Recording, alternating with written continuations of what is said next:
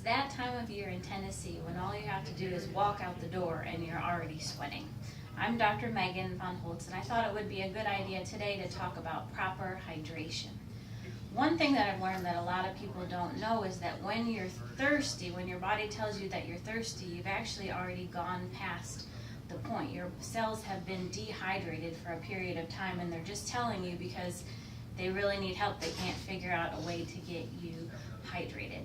Other symptoms that can be signs of dehydration are fatigue or lethargy, trouble focusing, dizziness. If you feel like your muscles are a little bit shaky or you're getting leg cramps, those can all be signs of dehydration as well. So how much water is the right amount of water? I know there's lots of different things that people memorize. My favorite is the saying that says you want to drink half your body weight in fluid ounces of water a day. So if you weigh 100 pounds, you should be drinking 50 fluid ounces. If you weigh 200 pounds, then you would drink 100 fluid ounces of water. So that's the very basic. Now there's some details that we can go over. One thing is, say you weigh 300 pounds, so you should be drinking 150 fluid ounces of water, but you only usually drink 8 ounces of water. It's probably not the best idea to go from 8 to 150 in one day. It's much better to just build up gradually to that amount. And there are some people who probably will never be able to get to that recommendation. Say if you have some kind of heart disease and you're on a diuretic that's already trying to eliminate water from your body, then it's probably not going to be possible for you to get to that. But that's a goal for most people. The other thing to look at is what you're eating and drinking. Coffee, tea, really sugary beverages, they're actually diuretics. They make your body lose water. So not only do they not count towards your minimum requirement, it actually means, so if I have 8 ounces of coffee, I probably need to add 8 ounces to my requirement.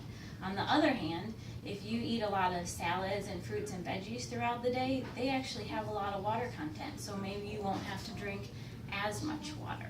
The other thing to look at is your activity. So if you're in an air-conditioned building all day, then you probably don't need to add water. But if you're outside doing yard work or you have some kind of exercise that you're doing, then you probably need to add water for that day. Now, is there an amount of water that's too much? Yes, it's possible, but it's not likely. The problem is really not too much water, it's not enough electrolytes. So if you're outside working or exercising and you're sweating a lot, you're losing your water and your salts, that's the problem.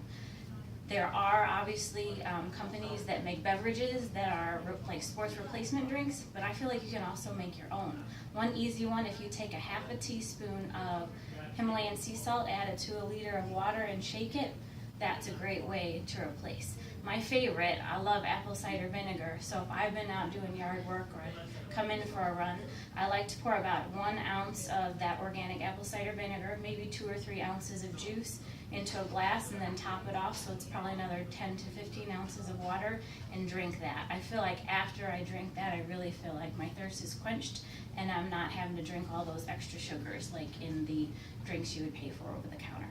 Hopefully, this will give you a little bit of information. Make sure you stay hydrated this summer. Again, I'm Dr. Meagan Von Holtz. Have a great day.